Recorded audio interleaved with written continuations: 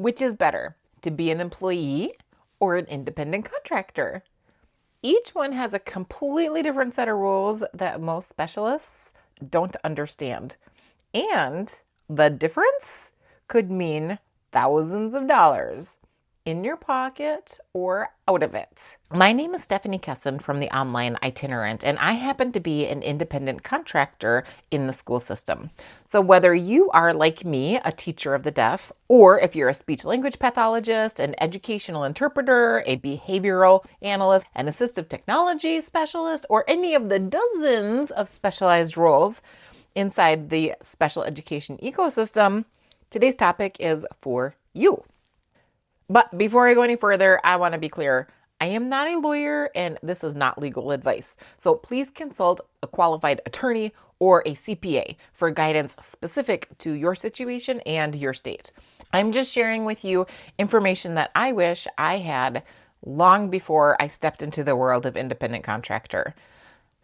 We're going to talk about the difference between an employee and an independent contractor, the 5 key areas where it affects you professionally, and the action steps that you can start taking today to pursue an independent contractor if that's the road you think you may want to take. So let's start with definitions. An employee is someone who works for an employer under a specific set of conditions. So your employer controls not just what you do, but how you do it. As an employee, your taxes are withheld from every paycheck automatically. You may receive benefits like health insurance, retirement plans, and paid leave. You operate within the employer system, schedules, and policies, and you are protected under employment law, overtime rules, workers' comp, anti-discrimination protections, all of that, you're protected. So in our field, most full-time teachers, paraprofessionals, building-based staff are employees of the school district. And the school district directs their schedule, their documentation systems, and often their curriculum.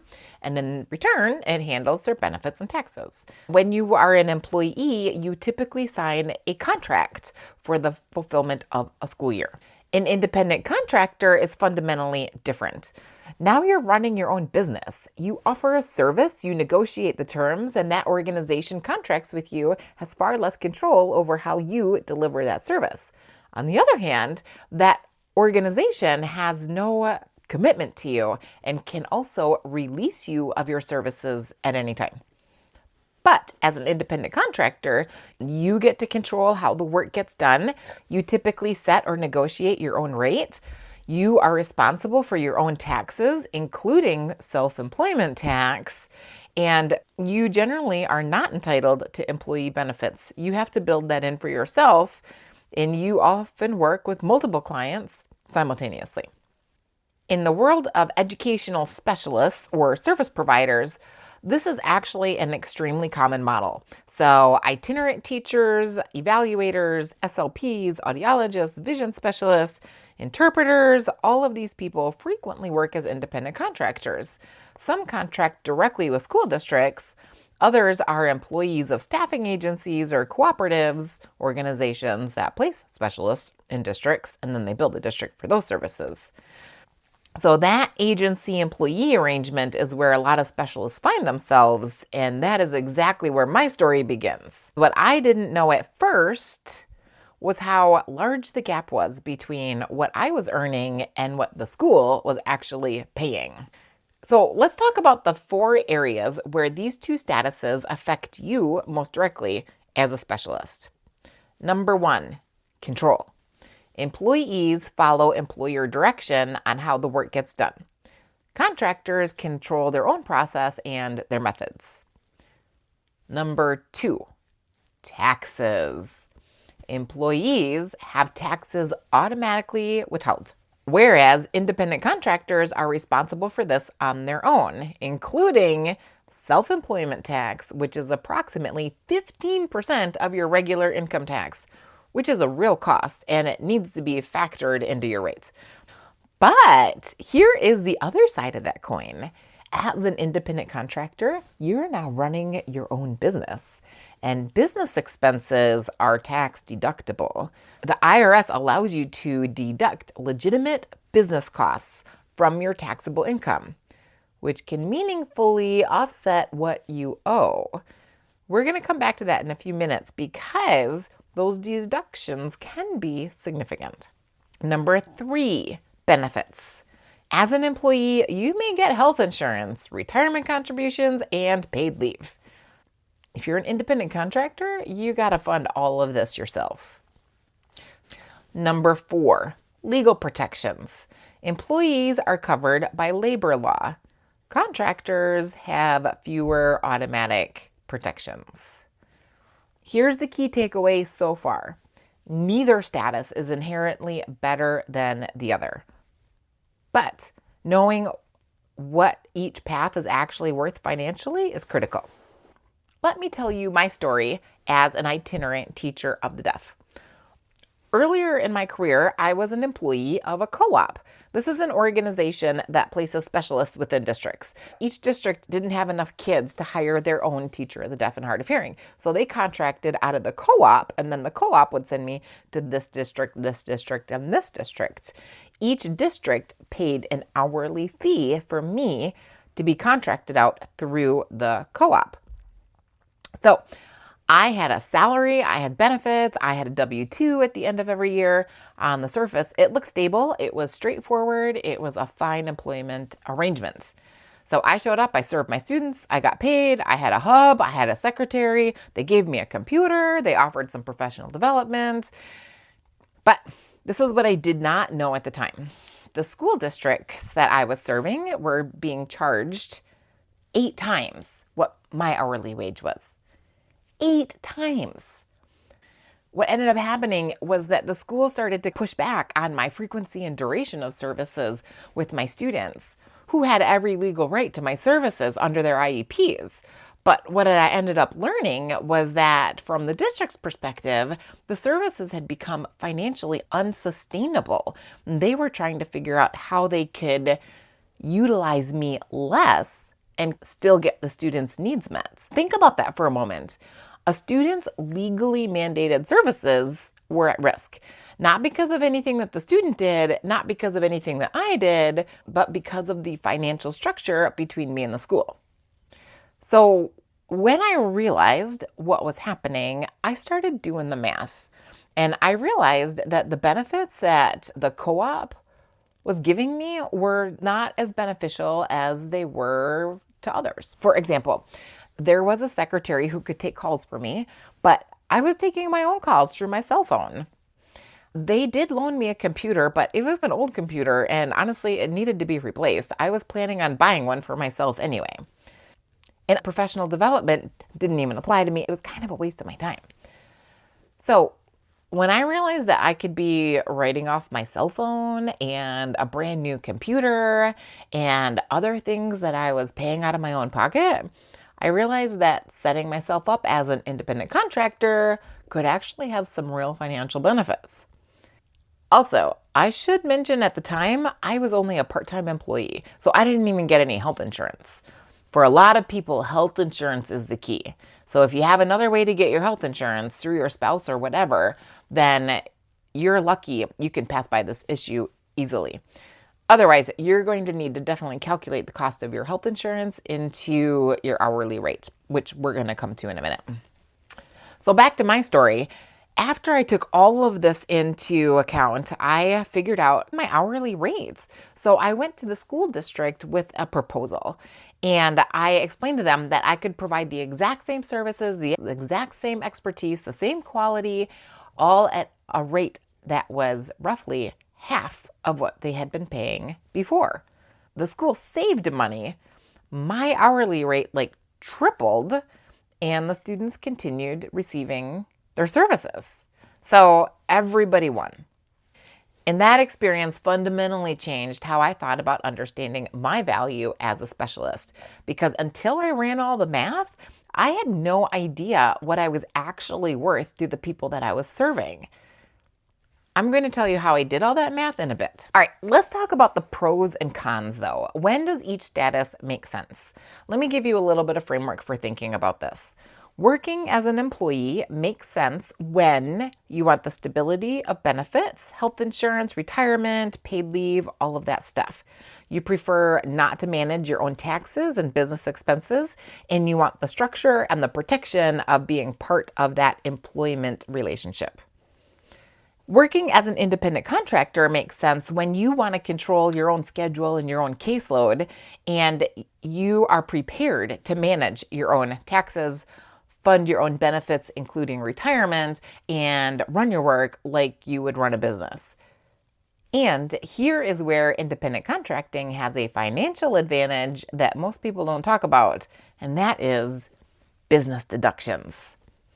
As an employee, your tax deductions are limited. As an independent contractor, you're running a business, and the IRS allows you to deduct legitimate business expenses from your taxable income. That can be substantial. Think about what it actually costs you to do your job. You need a car. Your car can be a tax write-off. Your miles, tax write-off. Materials that you're buying out of your own pocket, tax write-off. Professional development, conferences, other continuing education that you're paying out of pocket, tax write-off. Your home office, dedicated space that you use for your own work, documentation, emailing, planning, virtual sessions, whatever. Even your phone and your internet for the portion that you use for business, professional memberships and dues, software tools, all of these things are potential write-offs. Whereas none of them are write-offs if you are an employee, even if you're paying for them out of your pocket. Okay, I want to be clear, I am not a tax advisor, so this is not tax advice. Every situation is different, and the rules around deductions have specific requirements. So I encourage you to work with the CPA who understands self-employment to make sure that you're capturing everything that you are entitled to.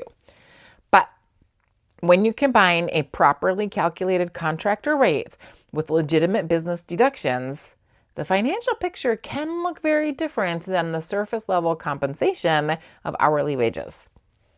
And that last point is where I want to lean in a little bit, because I have seen specialists take contract positions at a rate that sounds higher than their employed colleague makes.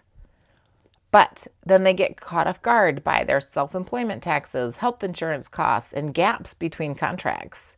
So your contractor rate needs to account for those costs up front. Make sure you run the math before you commit. So speaking of math, I'm going to slow down for a second and walk you through the rate calculation framework that I used, because if you're currently an employee of an agency or a co-op, this is something that you could actually do right now. First of all, start with your current salary and the value of your benefits. So you have to pull out your benefits summary. What are you paying towards your health insurance, and what is your employer paying towards your health insurance each month? What are they contributing to your retirement? What are you contributing to your retirement? What is your paid leave worth? Also consider the cost of your computer, the materials that your employer is providing for you, assessments, professional development, other things that you have access that you could hypothetically lose if you're not an employee. So all of those add up, and you need to add all of those up on an annual basis. Step number 2, take that number and divide it by the number of hours that you work per year. So if you're salaried, it's a simple starting point of dividing 1,440, so that is 36 weeks at 40 hours a week, and adjust it for your actual schedule if that differs. And this is your baseline. Then step 3, apply your contractor adjustment. As an independent contractor, you're going to be paying your own self-employment taxes, approximately 15%, and you're going to be funding your own benefits out of your pocket. So your contractor rate needs to account for those additional costs. In my case, I actually doubled my true hourly equivalent, and then I added $10 per hour. I wanted to make a little bit more money than I was already making, so that's how I got to my number. Now, your number may differ depending on your market or your cost of living or whatever you need to add into your calculations. I know a lot of people who take the hours that they want to work part-time while making the same salary that they made when working full-time. So if that's your goal, take the overall number, which is your original salary plus benefits, and divide it by the number of hours that you want to work. and that becomes your new hourly rate. Step 4, compare. Now take your new contractor rate and compare it to what your current employer is billing for your services. If you don't know what that number is, then ask.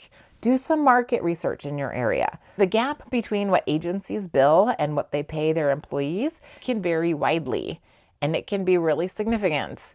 On the other hand, there may be other independent contractors in your area, and you don't want to be much higher or lower than they are. You want a competitive rate. So here's the takeaway. The math is not complicated. Run the rate calculation. Use the framework that I walked you through. Your salary plus all of the benefits and their value divided by the number of hours that you actually have to work. Then factor in your self-employment costs and determine what your contractor rate needs to come out at. Step 2. Research what your districts are being billed for your services. You may be able to go to the district that you're servicing and ask them directly, or you may have to research market rates. But you want to know the gap between what you earn and what you generate for somebody else. That is powerful information. Step 3, consider your options. Direct contracting is not right for every situation. It requires you to build relationships, manage your own business logistics, and understand how to set up a contract and how to run invoices. But as my story shows, for the right specialist in the right situation, the financial upside for you can be significant, and the impact on your students' services can be equally meaningful. Step 4 is consult a professional. An attorney who works with independent contractors or a CPA familiar with self-employment can give you guidance specific towards your situation. Totally worth the investment. So if you are an itinerant teacher of the deaf, a speech and language pathologist, an audiologist, an interpreter, or any other related service provider or education specialist, then understanding your professional status totally matters, not just for your paycheck, but for the students that you serve. Because when we're financially precarious, burned out, or if we're working under terms that they don't reflect our value, our students can feel that too. So when we understand our worth, negotiate our terms, and structure our work in a way that is sustainable for everyone, everyone benefits from that. And that's exactly what happened in my situation. The school saved money, I made money, and the students that I came there to serve continued getting the services that they needed. My name is Stephanie Kesson from the online Itinerant, and if you want more content that helps you work smarter as a specialist, navigating IEPs, reducing your paperwork, understanding your professional rights, make sure you subscribe so you don't miss anything. And I want to hear from you. Are you currently working as an employee or as an independent contractor? Both? What are you doing? What's your biggest question about your professional status, or what are you finding is the benefit of working one versus the other? Go ahead and drop the comments below. I read every single one. Make sure you like this video for more.